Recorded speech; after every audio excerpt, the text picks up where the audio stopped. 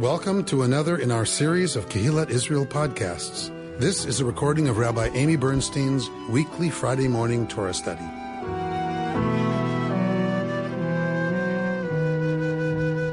Welcome to our first Torah study of the new cycle.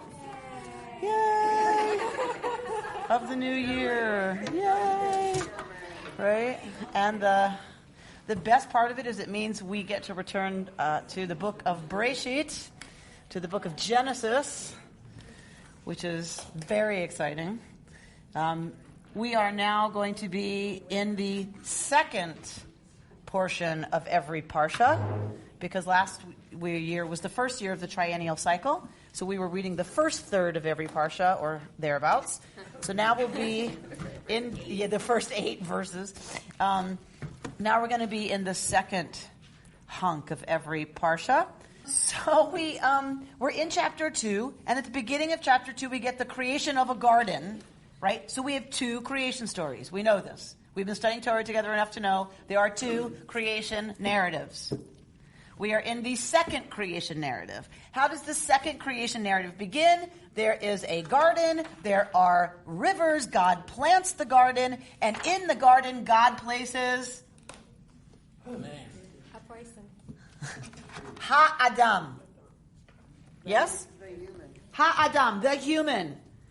Exactly. Or as my teacher of blessed memory, Dr. Tikva Freimer-Kensky used to say, The earthling. yes. I have been coming for You've been coming for a long time. All right, the earthling, right? Because his name is Adam from Adamah, earth. So it is absolutely not a stretch to call him the earthling. Why? Because right now he's got the definite article before Adam in Hebrew. The definite article, ha. What is ha? The Adam, the earthling. That is clearly what this means. He's not going to become something without the definite article until what? Till there's somebody else. Exactly right. All right. So he's Ha-Adam, the earthling. That before, in creation story number 1, was Zachar v'Nekeva, male and female. All right. So let's look at what's going on here. 15, someone read. So God Adonai took the man, placing him in the Garden of Eden to work it and keep it. God Adonai then commanded the man, saying, You may eat all you like of every tree in the garden, but of the tree of all knowledge you may not eat, for the moment you eat of it, you shall be doomed to die. Then God Adonai considered, It is not good that the man be alone. I will make him a helpmeet. So God Adonai formed the wild animals and the birds of the sky out of the soil, and brought the man to see what he would call each one. And whatever the man called it, that became the creature's name. The man gave names to every domestic animal and to the birds of the sky and to all of the wild animals, but for himself Adam found no helpmate. Then throwing the man into a profound slumber, so that he slept, God Adonai took one of his ribs and closed up the flesh in that place. Now God Adonai built up the rib taken from the man into a woman, and brought her to the man. And the man said, This time, bone of my bone, flesh of my flesh, let this one be called woman, for this one is taken from man. So it is that a man will leave his father and mother and cling to his wife, and they become one flesh. All right, let's just stop there for a moment.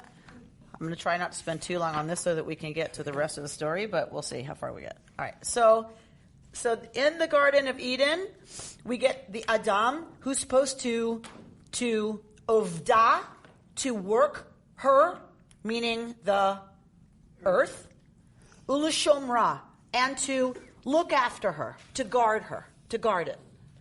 So what is he supposed to do with the garden? He's supposed to work the garden. What does that mean? Don't know. Possibly. How does he know how to cultivate a garden? Don't know. Does he need to do that to eat? Don't know. But he's to work the garden and to guard it, to keep it. And God commands the human, saying, from every tree of the garden you are free to eat. Except for, which one? Wisdom. Look how many answers we get. Da'at. Tov. Ve. Ra. What's da'at?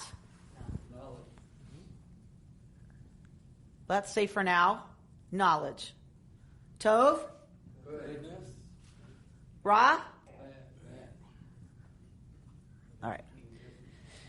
So of all the trees you may eat, but as for the tree of knowing good and evil, you must not eat of it. Because the moment you eat of it, what will happen? You'll know evil. That is not what the text says. You'll die. You will die. The minute you eat of it, you will, well, it doesn't say the minute, but as soon as you eat of it, you will die. There's already an implication there of an interpretation, because that is not what the text says. Which is, and I don't like that translation. I will tell you why.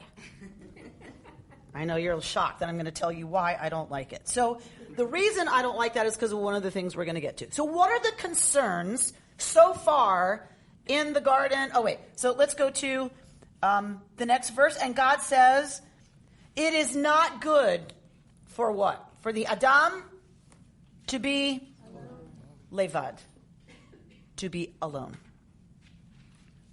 All right? So God forms out of the earth everything, right, that's living, and brings each one to Ha'adam, who then names it, right? Naming has great power, doesn't it? This is the first place we get it, but we get it in the rest of Torah. Naming has incredible power. So the man names everything, but for him there was not found a what?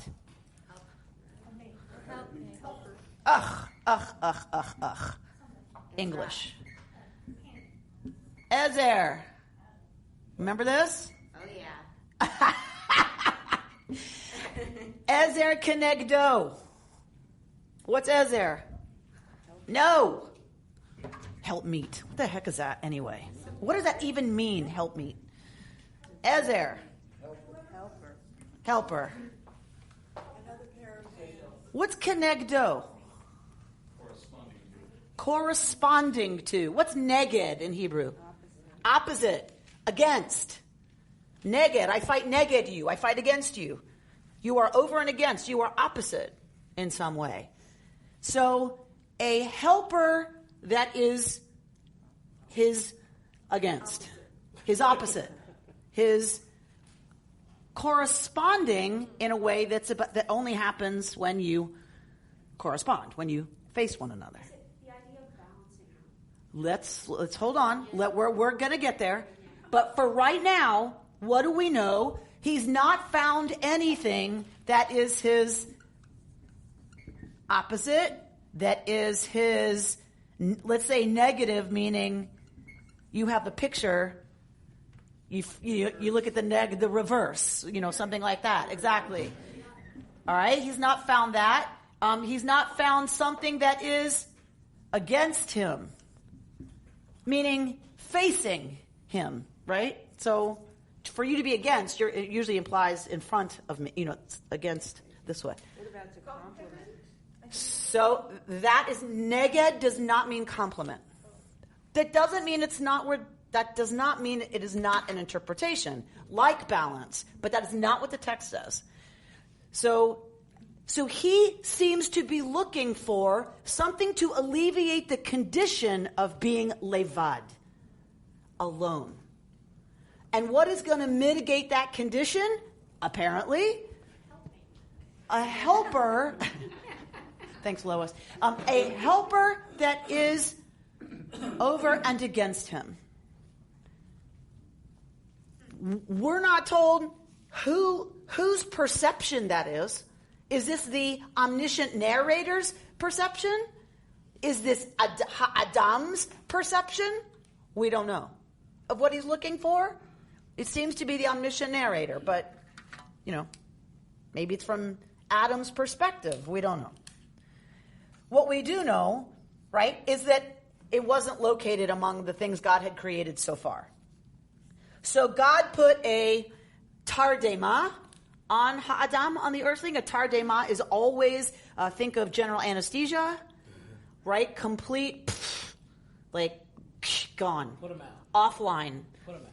Well, I was wondering when I read it, why it seems like it's redundant. God forbid. So point it out. Profound slumber, comma, so that he slept. So he is put into a tardema, right? Okay, I don't like so that he slept. Okay. Vayishan, and he slept. This one says, and while he slept. Just check. Vayishan vayikach. He slept and he took. Right? Torah is very terse. Torah is very concise. Right? Give me the verbs. What happened? He slept, he took. What did God take?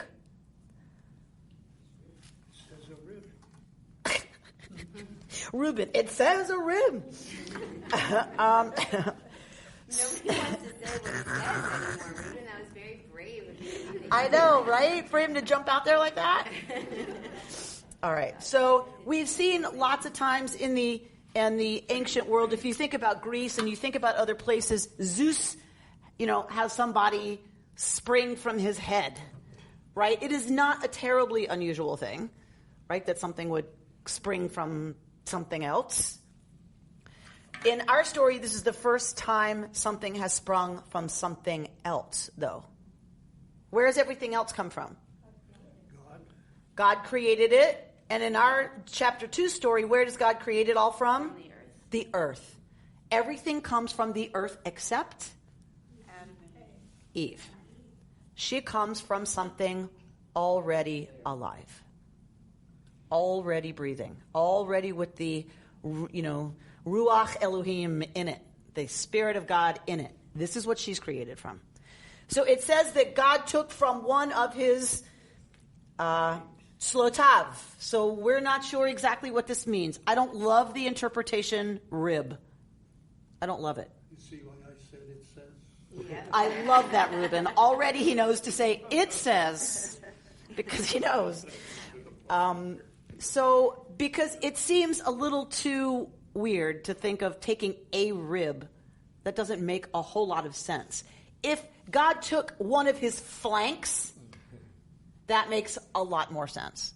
If in chapter 1 we had Zachar v'Nekeva bara'otam, God created them male and female, and now we have a taking of one of the flanks of Adam.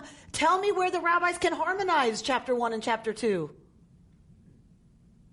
How can they not be in conflict? Ignore one of them. We had a hermaphrodite. Right. Zachar v'Nekeva. The earthling was male and female. But it has no ezer kenegdo. It has nothing over and against it. That is because we need both. So what happens? God divides. The earthling takes one flank and now has a separate being. Now there is relationship. When I was pregnant, I loved that daughter already. I loved that child, but I didn't really, right? Because it was still part of me, right? So I loved it, but I didn't know it. I couldn't know it. There was no other for me. I couldn't wait for this baby to come out because, first of all, I couldn't wait for her to get out. There was not room in there for two of us anymore. But I also was desperate to know this being. I was desperate to be in relationship, but she had to be outside of me, over and profoundly against me, before I could be in relationship, before there could be love, before there could be companionship, before the loneliness is alleviated. There has to be division. So on some level, it makes complete sense that Zachar and Nekeva had to be divided in order for there to be someone over and against Adam with whom he could be in relationship. And someone who could offer him help.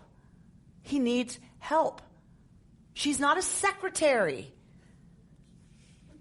Think of the psalm, I will lift up mine eyes to the hills from whence comes my secretary? Assistant? Pizza driver? No, I will lift up mine eyes from whence comes my Ezer. And the Ezer in that poem is God. This is clearly a strong statement about who she is, who this being is going to be. Just to go with this metaphor of dividing an earthling, Mm-hmm. there's a sense of equality. Yes. Sense of, equal worth. Yes. Which is why I hate helpmeet. What does it even mean? Like Someone beneath you. right. Like so it's completely, if you look at the text and just stay, really with the text, it is very clear that she is an equal. Absolutely. And even is offering ezer, help. So there's even a sense that maybe he needs something that he doesn't have without her. Yes. So this may be a stretch, but Okay. but couldn't you use this as justification for stem cells? I was just going to say. In terms of what? Cloning. In terms of that woman was the only thing that came from a living being, and it was good. I don't think there is a problem with stem cells. Well, I don't have a problem with stem cells, but a lot of people did for a long time. Embryonic. Oh, embryonic stem Yeah, cells. they would say that God did Yes. this, not man. 100%. That But we for are supposed man to be. do it Okay. is usurping God. So That would bara. be their argument. I got it. Bara is only God, ever, right? Because we are supposed to imitate God. So when God is compassionate, we're supposed to be compassionate. So we don't say, if God did it, I can't do it. But bara is only God, ever. Everything else is, by the way, there is no creation by human beings. Everything done by human beings is what verb? To form or fashion. Oh, interesting. Yatzar. That's our- It is not bara. Bet Resh Aleph is only God. Very cool. What's the Hebrew where they use rib that you're saying blank? I don't understand why that's necessarily more logical that it would mean. I mean, it's a nice interpretation, but what does the Hebrew actually mean? Do we not know? Well, we're not sure. We're not sure. So, I mean, what difference? Maybe it makes no difference where this new earthling is coming from. Whether it's part of the first one and it's from that. Because I think there's a diminutive sense to a rib. Or at least I think that's how it gets interpreted. So I think I like this idea of taking a side of him, right? It's she's his other half. Yes. There's a way that rib is diminutive, I get that. and I don't like Does it. the Hebrew give us a diminutive? No, it doesn't. Other than flank steak. Like your side. Yeah. So cut me from here to here in half and take this side. But that would impair him. Oh, well, but God is the Rophe. God is the healer, right? Presumably, taking a rib isn't going to be pleasant either, right? But it's less invasive, you're saying. Magical. It's more magical. Okay. So some people like rib. Keep it. That's fine.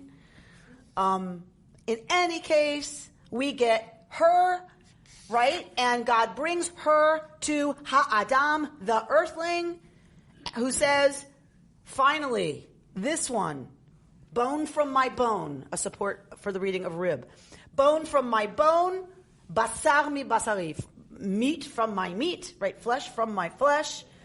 Let this one be called Isha, woman. From Ish was she taken. All right, so has he been called Ish before this? No, he has not. He's not been called Ish. He's been called Ha'adam. So now he says, call her Isha because, what am I doing? Isha, because from Ish is she taken. All right, the rabbis have a beautiful interpretation here. Isha, woman, Ish, man. They must dwell not only with one another, but with God. Right? Without God's presence, without a relationship to God, what do you have if you have both of these? What is the name of God? Yud? Hey, what do you have? What are you left with? Aish. Fire. They are consumed. Why the slashes, Rabbi? The slashes between the lines. In English. The slashes between the lines in English is what he said, is what Adam said? Because it's like poetry. It's the first thing he said, and he's eloquent already. But really, in the Hebrew, we don't have that, just in the English? Correct. It's broken out differently in the Hebrew. It's showing you the calligraphy, Reuben. It's showing you the calligraphy of the Hebrew. It is separate there. It's written wherever you see a slash, the line breaks, and there's a separate line. I have a question. Yes, ma'am. Why do they, in this chapter, say God Adonai, and later in the Bible we just see Adonai? Why do they have to have two words? If you look, there's whole studies done of the terminology used for God. There's huge scholarly, masterly works done. Sometimes it is the author. It is the source material that uses one name or the other name for God. Sometimes it is an indicator of how old a text is. Shaddai is one of those. El Shaddai is a very old referent. So sometimes we see, like, the Lord God is your English translation, is Adonai Elohim or Yud-Heh Vav-Heh Elohim. So trying to combine those terms. But there's lots to talk about in terms of what it means. It's just, you can't just point to one and say, oh, that means this. In general, the rabbis point to the name Yud-Heh Vav-Heh being the name of mercy and Elohim being the name of justice. Kind of the stricter, just God is Elohim. Yud-Heh Vav-Heh, that source of life and love and compassion. And it doesn't always hold, but definitely Adonai and Yud-Heh Vav-Heh and Elohim were two different sources. The J source, the Yahwist, and the E source, the Elohist. But it's not as clean as that. You can't just look at every reference and go, oh, okay, that's an E text, or that's a J text, but that's originally where a lot of it comes from, or different sources, a northern and a southern, priestly, non-priestly. It gets complicated. All right. So we get told what? We get told that hence a man leaves his father and mother and clings to his wife so that they become once again one flesh. That seems like a non sequitur. The whole thing, mother and father, and Where did they come from? a A non sequitur? clings to his wife. Like, All right, so this is one of those places in Torah. This is how the elephant gets its trunk. This is a line that tells us, and this is why the elephant has such a long nose. We have a lot of these in Torah. just jump to the conclusion. Yes. And this is to this day. That is why we don't eat the sciatic nerve on an animal after the Jacob story. Right? Oh, sure. I was just going to say that. So we get this in a lot of places in Torah. So it's a literary device. Okay. All right. So, I mean, I'm not saying it's not a non sequitur. It's just we get that a lot. All right. Just wondering. It's bringing us into today. It's an etiological text, right? This text is explaining how and why it is a man leaves his parents and clings to a woman. Right. We just got the origin of that. Right. Okay. Not that there was a mother and a father for Adam. Nachon. Exactly. But doesn't it also say? Men and women. Certainly this would suggest that women were powerful because the man is clinging to the woman. He needs her. Yeah. Things are going to get changed up a little bit after the next episode. Patriarchy. But it also says This was written by patriarchy. Yes. it also says a man and woman should leave their mother and father. Says the That man is- should leave his Well, it mother says and a father, man which leaves would his father mean and matrilineal and matrilocal. He should leave and go live with her family, probably. Right? There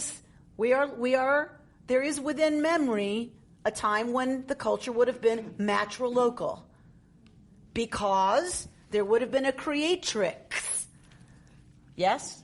God would have been female, would have birthed the world, and cultures likely were matrilocal, matrilineal, within memory.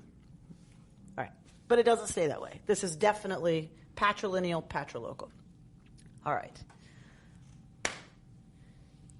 Where are we? We're at 25. Somebody read at 25, because I don't think we read that. The two of them were naked, and the man and his wife, yet they felt no shame. Now the serpent was the shrewdest of all the wild beasts that the Lord God had made. He said to the woman, "Did God really say you should not eat of any tree of the garden?" The woman replied to the serpent, "We may eat of the fruit of the other trees of the garden. It is only about the fruit of the tree in the middle of the garden that God said, 'You shall not eat of it or touch it lest you die.'" And the serpent said to the woman, "You're not going to die, but God knows that as soon as you eat of it, your eyes will be opened, and you will be like divine beings who know good and bad."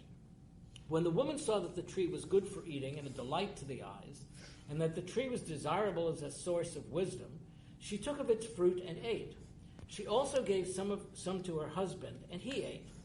Then the eyes of both them were opened, and they perceived that they were naked, and they sewed together fig leaves and made themselves loincloths. Okay. So we're told at the beginning of all of this episode business that they were in a place of being arum.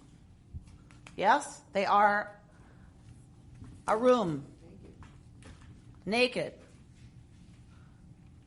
And, I don't like but at all here, they were naked and lo yitbashashu. And they were not ashamed. Okay. That seems to be the natural way of things. In Eden. They didn't know anything different. So what is there to be embarrassed about? They were naked. That's the way you are. That's how you come into this world. Right? All right? So it seems to be the natural order of things. And then all of a sudden we get chapter 3 beginning with V'hanachash haya arum mikol chayat hasadeh. The serpent was the most arum of all the animals. Is the serpent naked? All animals. Yeah. There's no body here. Has no body here. Neither does a lizard. Neither does a fish. He's not wearing pants. Okay. So it seems to be a wonderful literary pun. Not a pun, but a purposeful, right, use of this term. And I don't think it's lost on the author at all to choose this word. They are both arum, naked and not embarrassed. They are both arumim. They are both cunning and wise and are not embarrassed. So humans have a different capacity than all other animals. We are arum in a way that other animals are not, right? We have a capacity for speech, for language, for culture, for learning that other animals do not. So I think you can read either one, naked or cunning, and they don't feel shame about their state of things in any way, whichever way you read it. The Nachash was the most arum of all the animals. So the closest to Adam and Chava of all the animals. Interesting. Not the dolphin or the monkey or the dog, but the Nachash, the serpent. All right, tell me what you know of serpents in the ancient world. Magic. All right? How are they representative of magic? Later on, when Moses, he turned a snake into a vice versa. What?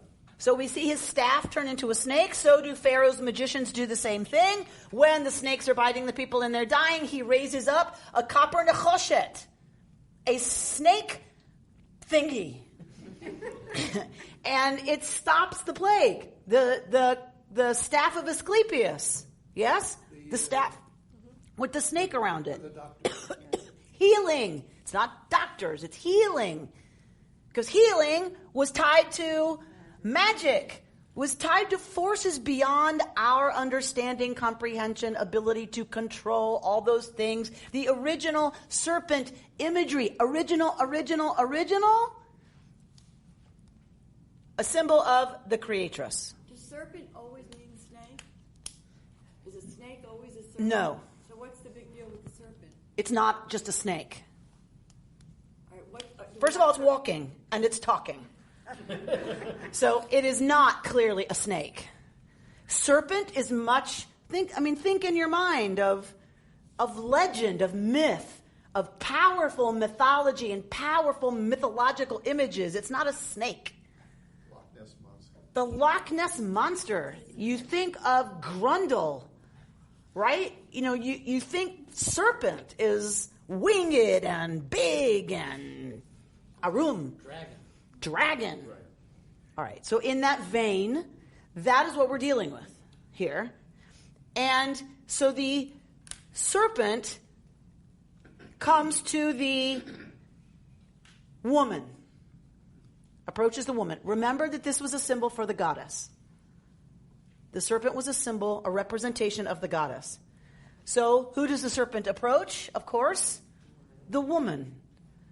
There is absolutely, you cannot, I don't think, ignore a patriarchal reinterpretation of how things are here.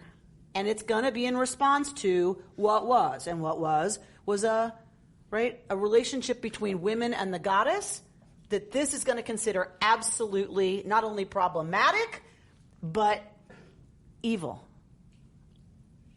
So, of course, the Nachash goes to the woman.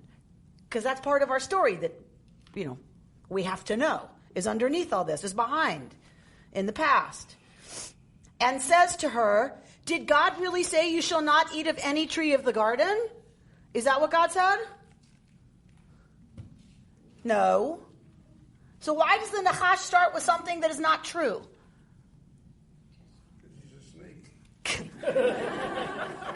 Because he's a snake.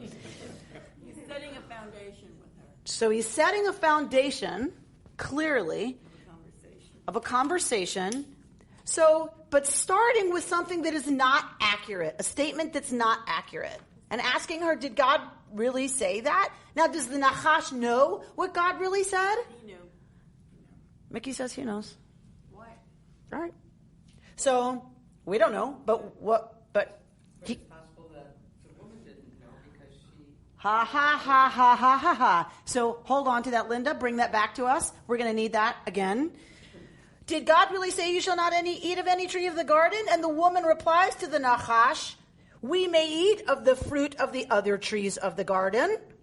It is only about fruit of the tree in the middle of the garden that God said, you shall not eat of it or touch it, lest you die. All right. Is that what God said? No. What did God say? If what? Of it. So this Nachash has a slightly different version. What's different? It's touching. Touch it. The snake has added something. The serpent's added something. God said, right? No, not the serpent. It's Eve. Yes? Eve is quoting God. Eve is misquoting God. Why? Because what? Because she didn't hear God. Because God was talking to whom? Adam. So if God was talking to Adam, this is what Eve takes from the conversation. Who did she get this information from? Adam. Or she was eavesdropping. Or she was eavesdropping. But you got to assume that God spoke loudly. Well, if she's eavesdropping, she misheard God. Because God did not say this. Or misquoted. She has no reason to misrepresent to the Nachash what she's been told. She wasn't even around when God said it. I mean, Well, she she was not was around. a separate She's being. part of Adam.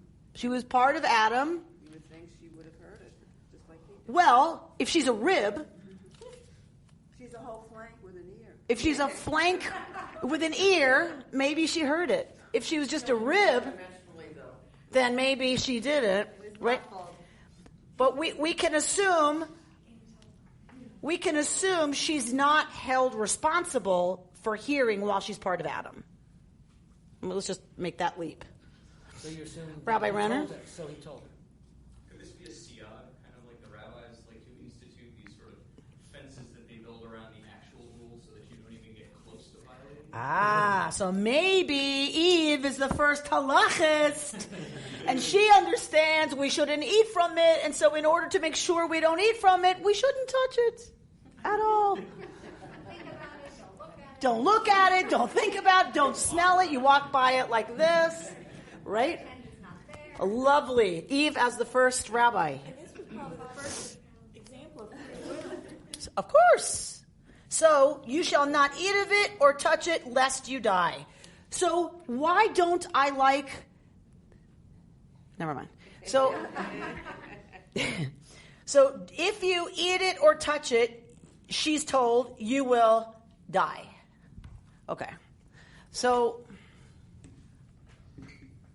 what does Eve know of that word? Nothing. What does Adam know of that word? Nobody's died. Nobody's died. So don't touch it because you will kabliminate. Okay. I shouldn't eat that because I will kabliminate if I do. Okay, so got it. Right? So they have no idea what this word means. But then they also have no idea what tree means or eat means. Presumably they understand what tree and eat mean. Laura, you gotta have a willing suspension of disbelief on some level, right? But clearly... Why don't they know what die means is what I'm Because saying. no one's died. They've had an experience of tree and of eat. They've had no experience of die. What's die? All right. I mean, we assume they've had no experience of die. Right, and that they have had an experience of tree. Nachon. Nachon. And of sky, and of grass, right? And all the things were named, but death wasn't. All right, so so the serpent says to the Isha, you are not going to die. Rather, God knows that as soon as you eat of the tree, your eyes will be opened and you will be like divine beings who know good and bad. Is the snake telling the truth? I see. Susan says yes. Reuben, what do you say? Yeah. Susan says yes. Definitively, Reuben says yeah. Reserving some wiggle room. It says here. It says in the commentary. Can you address the issue of what good and bad mean in this context? I mean, there's no mitzvot. What? There's no laws or rules. What do they know about die? What do they know about good? And what do they know about evil? Nothing. Presumably, so far there hasn't been die or ra. And because there's no ra, there is no tov, except for God. Right? God pronounces creation tov. So inherent in creation is tovness, for sure, at least by God's calculation. But Adam and Chava, we could say, if they are in creation and creation is tov, that all they know is tov. What does being naked imply about what they can know of good and evil? You tell me. You tell me. I don't know. All right, what is the connection between being arum and knowing good and evil? Well, when she took the fruit, then So there's... something was different. She must have... So after eating, after making a choice and eating, they create loincloths and cover their nakedness. So there's clearly a connection between a distinction between Tov and Ra that leads to an understanding that arumness is not appropriate. I'm not going to make that jump because I'm not sure that's what it means. I think it might mean once she eats, once they both eat, and now have this knowledge, and have exercised free will and are living in the land of consequences, they realize that crossing boundaries and crossing limits has consequences. Being arum in a land of consequences is no longer an appropriate state all the time. It's appropriate sometimes, but they are now, if you will, fully mature. They come into a level that every adolescent does. At what age does your daughter stop running around the house naked? When? It's exactly when they start to understand something about their own nakedness and their own sexuality that doesn't occur to them.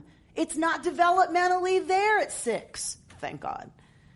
And it's happening too young, if you ask me, but right, that they have an awareness that starts to come, that there's good and there's not good, and that it's appropriate now for me to cover, not out of shame. My daughter's not ashamed. She knows that now, I believe she knows there's Ra out there when people regard her, because she's got her own awakening sexuality, right? You know, that there's a way people can look at her naked that doesn't mean the same thing anymore. Nothing's changed about them. It's changed in her, because she knows now that there is a way that she can be looked at as arum that doesn't feel good in every situation. Right? Amy, how does wearing a loincloth make it better or worse than being naked? It's just a difference. She did an act, then there was a loincloth. But where is the implication that somehow the loincloth is there because something wrong was done? There isn't. There isn't an implication there. I'm not drawing that implication. I'm not saying she knows anything about anything. I'm saying that when they eat, something changes in them, that they now have a level of knowledge about distinction that renders them uncomfortable being arum all the time. Where does it say they're uncomfortable being naked? Because they cover up.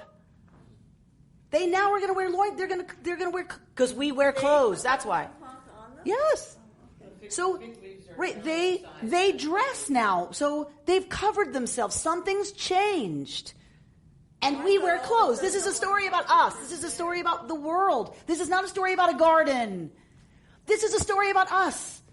Something changes in us and we cover ourselves. Children running around the garden, the backyard, are arum and happy and free and wonderful and open until we gain a certain da'at, a certain understanding, a certain knowledge. Rabbi Renner? I think that the Hebrew here actually supports your reading as well. In this boshashu, that's actually a future tense verb. Like, it's not actually saying that they weren't ashamed in that moment. It's talking about the future and what that would hold for them and being on this trajectory, actually. Lovely. Lovely. So reading the future tense as a foreshadowing of a state that would be, that isn't even in existence yet. Embarrassment. It's so interesting talking about developmental children. I have a 4-year-old granddaughter who was at my house yesterday, and she was running around without clothes. And then it was time to go home, and she said, "Oh, now I have to get dressed because the people outside will be embarrassed." No self-image problems here. Right? They'll be, and actually that is sometimes how they come to it, isn't it? Is we tell them it's no longer appropriate. What, when my daughter wanted to swim with her friends, naked, and it's like, then, one of the parents said it's not appropriate. And I was like, oh, okay, right? I was being educated too. Like, I guess they're too old now, whatever that meant, right? So it wasn't the kids, it was like the adults saying that's no longer appropriate. But the kids were fine. All right, right. As in here, it says the action of the loincloth for the act of putting on clothing is a clear mark of civilization. All right. So, because we're talking about us. We're not talking about a myth. We're talking about us. We wear clothes. Civilized people wear something. Sometimes. All right. Okay, hang on. Even if it's a cord around the waist. Right? Right? There's... It's a covering. There's something that we do generally. All right, so, okay, give me a second. It's interesting how clothes have evolved. Or not. Go ahead, Nicole. No, I'm just saying it's interesting how clothes have evolved, because clothes today are about how to make you look better. And it's just interesting when you think about that. Your birthday suit is really how you're supposed to look, and now clothes we're talking about what we're talking about. And now you think about it in modern day, and it's like the whole purpose of clothes has nothing to do with this. And now it's about how does it drop on you? How does it drape? How does it, it has nothing to do with any of this. It's evolved a lot. Well, yes and no. I think that in anthropology, every single human culture ever has developed adornment. We've always adorned ourselves, always, particularly women. And we adorn what we love. So people make elaborate gifts of clothing or bracelets or shoe cover, feet covering. So it's always. Certainly, clothing has changed. I'm not going to argue that. As civilization has changed and as the culture has changed, certainly. But I think there are two senses of clothing across human culture. One is a covering that's considered appropriate for your state with everybody else, and one is adornment. I hear you saying that we may be blurring the lines between those in ways that are unprecedented. So, doesn't it really say chagarot is really like a belt? It's not exactly a loincloth. Presumably they are covering their sexual parts. That is what we can assume. And here, the English translation, it says, and made themselves skirts. So, I just think we can be... I just think there's no reason to doubt that this is about sexuality and coming to awareness about our bodies and coming to awareness about what nudity now means and communicates. All right, so I want to push on a little bit. So when the woman, verse 6, when the woman saw that the tree was good for eating, a delight to the eyes, and that it was desirable as a source of wisdom, what did she do? She made a decision, and she ate.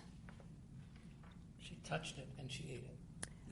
Bert says, well, first, she touched it, and what happened? She didn't die. She didn't die. And because she didn't die, she might not culminate either if she eats it. Because, after all, she was either given misinformation or heard wrong, whatever. But presuming she wasn't around, presuming it was Adam who got the instruction and gave it to Eve, she was misinformed. And because she was misinformed, was led to an erroneous conclusion when she touches it and doesn't die. That's one interpretation. And then she gave it to her husband, and God had specifically told him not to do it, and he ate it. She gave to her husband, right? And he ate. Does he say, wow, it's beautiful, and is a source of wonderful food, and will be a source of wisdom? Does he say that too? No. She gives it to him, he eats. And he doesn't say God said no. He doesn't wrestle with, should I, shouldn't I? He doesn't say, but God said, he eats. The husband just does what the wife says? As it seems so. I've never heard of that, theoretically. When that happened, she puts on the table, he'll eat it. So, v'tipachna einei shnehem. This is a beautiful Hebrew word used only for eyes. Tipach, to open. It is only said of the eyes. So, and their eyes were opened. Vayedu, and now they knew that they were arum. They knew that they were arum, naked or cunning, and they sewed together fig leaves, which are very large leaves, and made, right, whatever this is that they make, right? Chagorot. So we're not, you interpret it however you want. And they hear the sound of God moving about in the garden at the breezy time of day. I'm going to read just so we can push through. And the man and his Isha hid from God among the trees of the garden. And God called out to the man. Notice, not them. God called to the Ish and says, Ayeka. Where are you? How could God not know? Does God need a GPS system and God is lacking one? God forbid. Of course God knows where they are. What is this question? He's asking them Let's see if they knew where they Eliana Faye, where are you? It's not like I don't know, right? Ayeka, where are you? What have you done? But God's going to let the Ish answer, right? So mom calls you downstairs. Where are you? Ayeka, the rabbis, of course, have a beautiful interpretation that God is always, forever, and still calling Ayeka. Where are you? Why do you hide from me? Where are you? And he didn't say Hineni. Where are you? And the Ish answers, I heard the sound of you in the garden, and I was afraid because I was arum. So I hid. So God asks the next logical question, who told you that you were arum? Did you eat from the tree which I have forbidden you to eat from? And busted, says Paula. Aha! So does the Ish said, yes, indeed, I did. And gracious Father, I am sorry. I will not do it again. No, I cannot believe that I've done this. Please forgive me. He said it's her fault. It's worse. It's your fault. She made me do it. It's worse. What is he saying, Laura? Your fault. You. The woman you put at my side. She gave me of the tree, and I ate. It's your fault. You gave me a baby brother. It's your fault. And if not yours, it certainly hers. It wasn't mine. She gave it to me, and you gave her to me. So, be looking at me. And God says to the Isha, what is this you have done? Does the woman say, I'm so sorry, God, I should not have led him astray. I shouldn't have eaten, and I certainly should not have given it to him. He could have stayed our room and happy, right? Does she say this? No. What does she say? The Nachash. But she goes a little further than Adam. Adam just says, she gave it to me, and you gave her to me. What does she say at least? The Nachash tricked me. Which supports Bert's reading. The Nachash tricked me. How? The Nachash said, if you touch it, you'll die. And she touched it and didn't die. Possibly. How else could the Nachash have tricked her?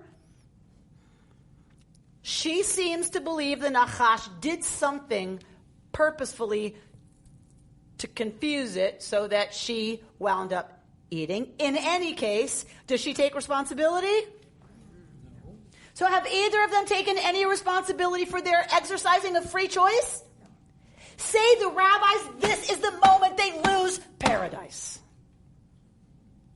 They can start blaming other people. They lost Eden in this moment. Because they could have said, yes, we ate, because we wanted to be like you. We wanted wisdom. That's a good thing. And one interpretation of this story is then they could have remained in Eden forever after. Good. You ate. Yay. You're growing up. Wonderful. Terrific. Let's have a birthday party. Right? But they didn't. They lied. They didn't lie. They did not lie. Let's be clear. They did not take responsibility. And what did they do immediately? Not only did they not take responsibility, what did they do? They blamed someone else.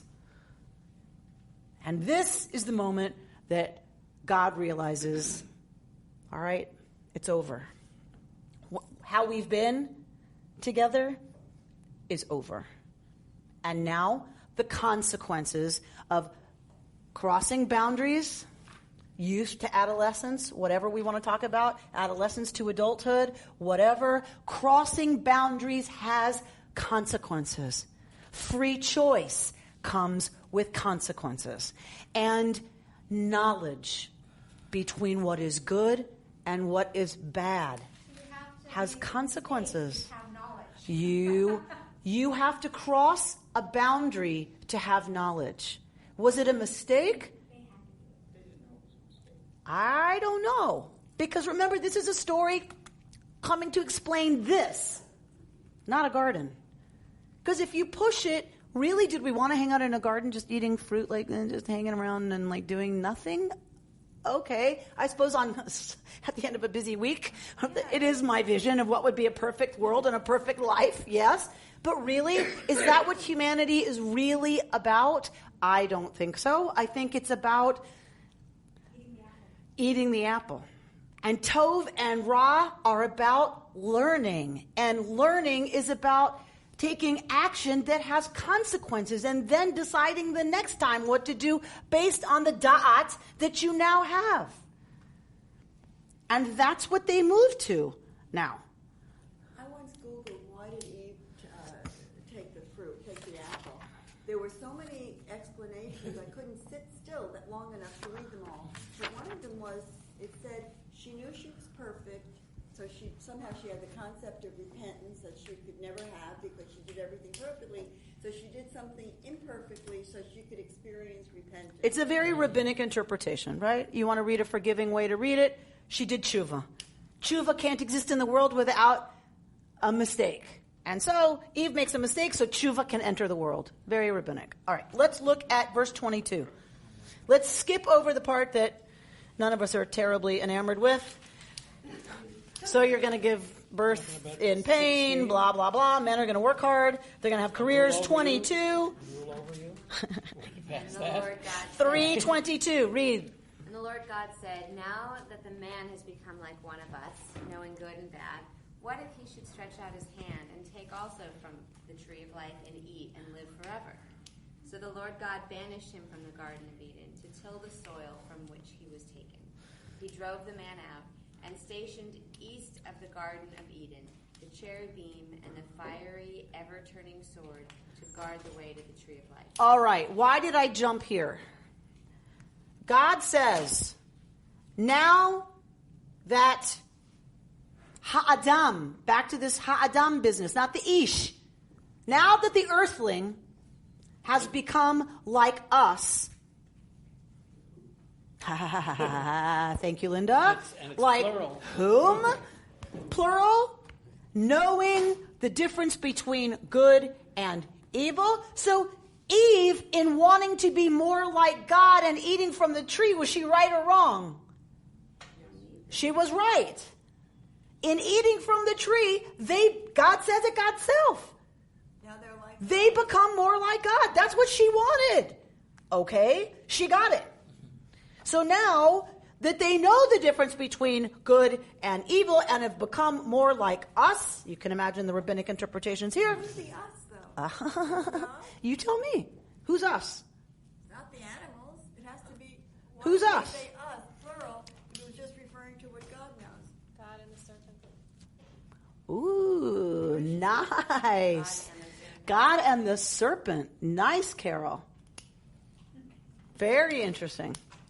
A remnant probably of polytheism. When all of the gods were subsumed into the one God, we have some linguistic leftovers of polytheism, of a pantheon. The rabbis are not going to go there, God forbid. For the rabbis, they're going to say this is God and the tzvaot, the hosts of heaven, the angels. Okay. But in any case, we know she was right. In eating of the fruit, she would become more like God.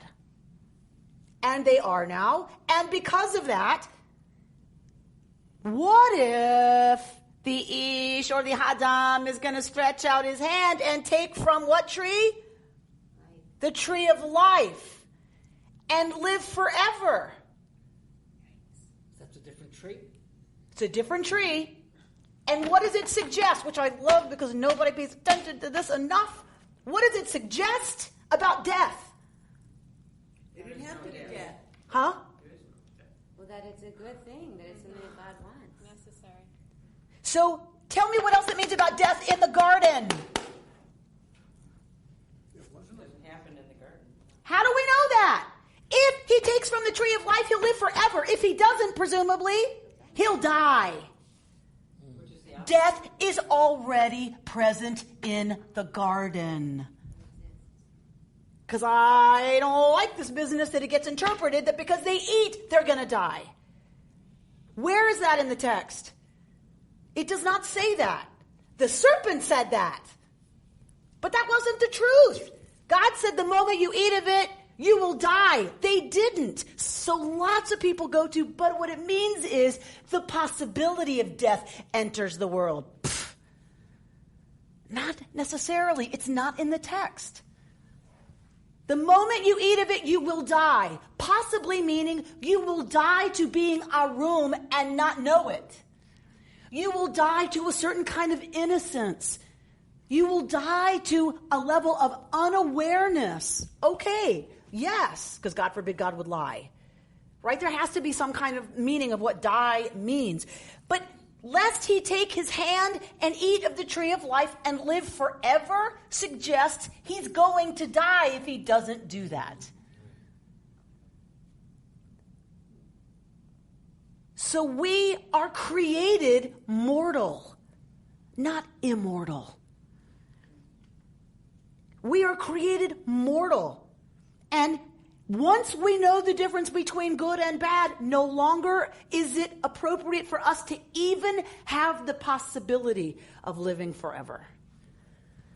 Taking our consequences, having made our choices, now it cannot be that we live forever. That wouldn't be a good thing. We don't know why.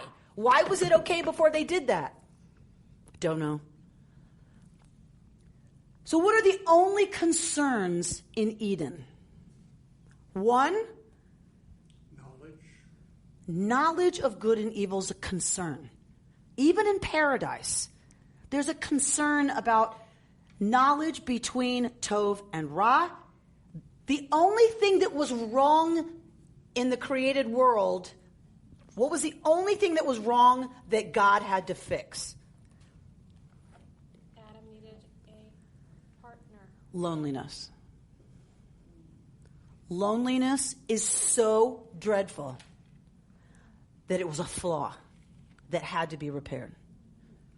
Everything was perfect in Eden except he was alone.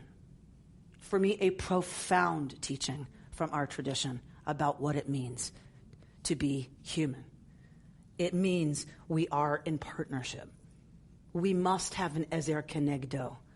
It doesn't have to be sexual. But we must have relationship, or it's not tenable. It can't. God can't stand it, and fixes it. It's the only thing that gets fixed. And the other concern is that we shouldn't. Once we have a certain kind of knowledge, we should not eat from a tree that would allow us to live forever.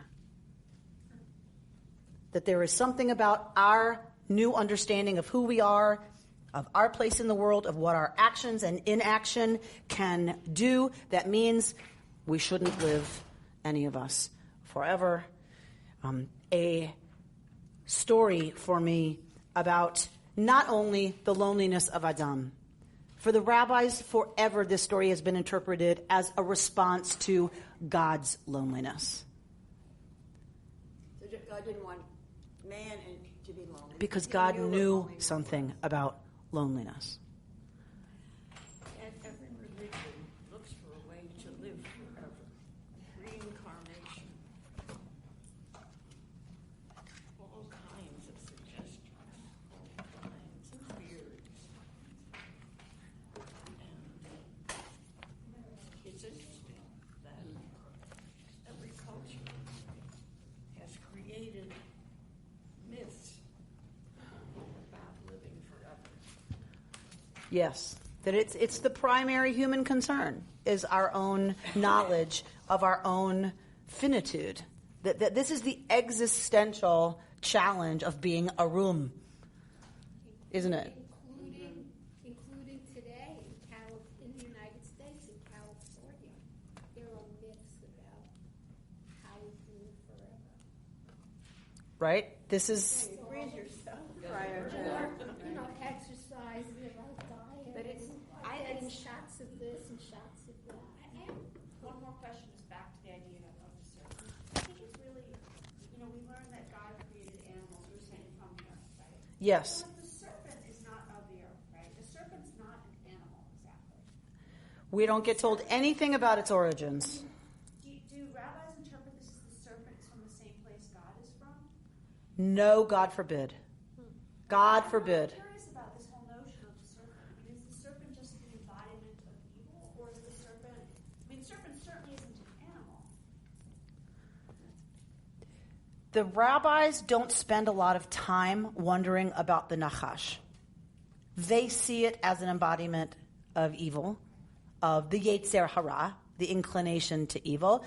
Christianity goes so far as to equate Nachash with Satan.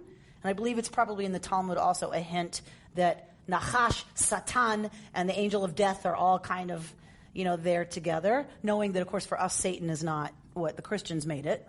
It's just the prosecutor.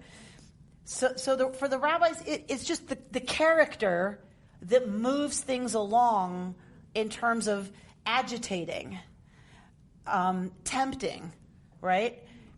I believe the Nachash comes from a very long history of goddess-worshipping cultures in the Fertile Crescent, in the ancient Near East, or at least other gods, who their image was a serpent. And we know this from temples where people would sleep and serpents would be there. So it's definitely a connection to something other than a regular animal.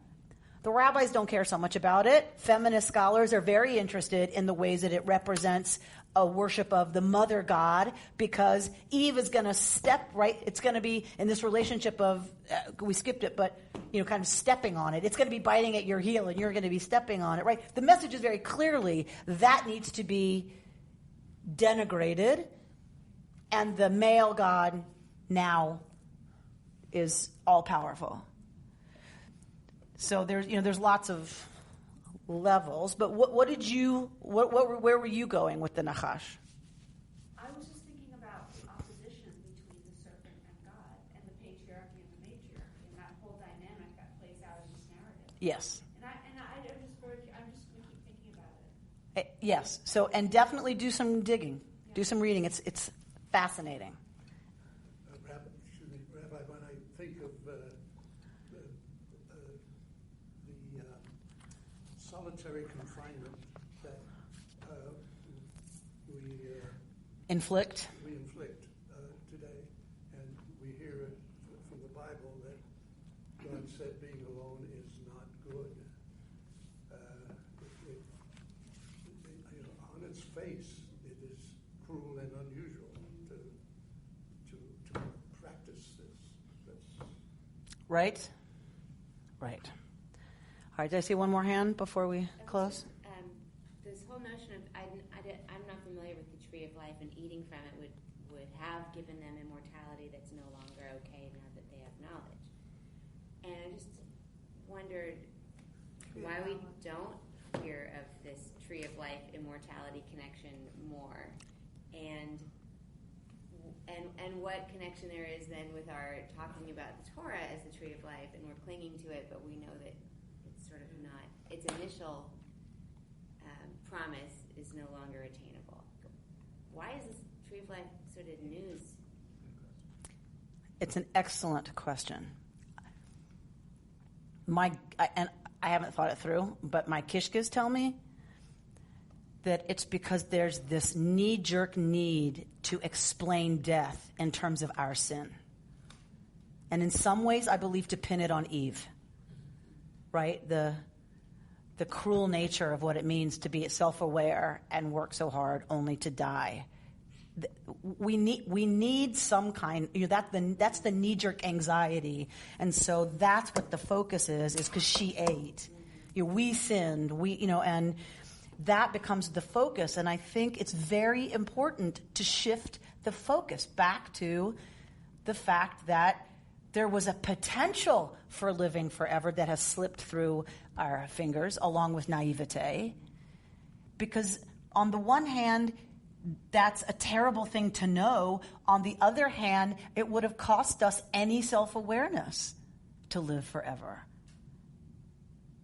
Right? I mean, that it doesn't become, I don't know if you've watched any science fiction, but the science fiction that writers are writing, when you have beings that live forever, they're not happy. Right, that's the other thing.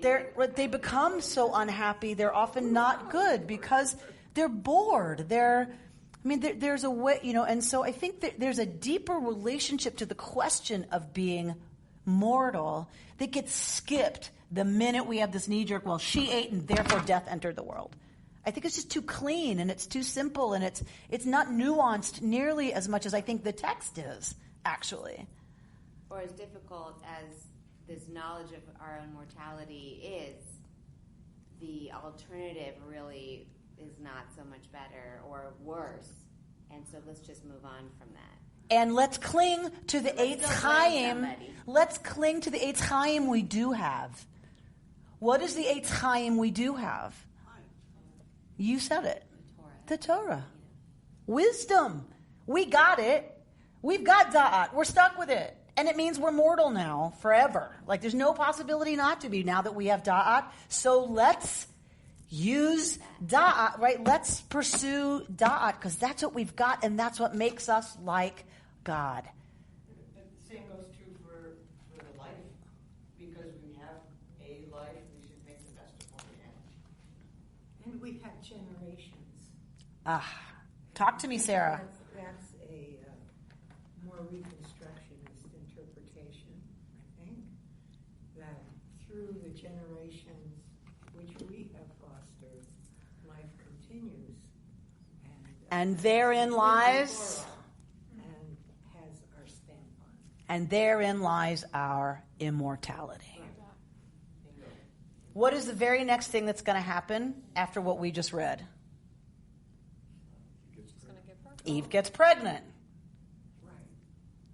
Once knowledge of the finitude, and once the angel with the fiery sword cuts them off from the possibility of living forever, what happens?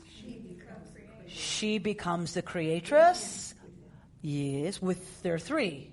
She, God, and Adam now will create the generations wherein lies our only possibility for immortality.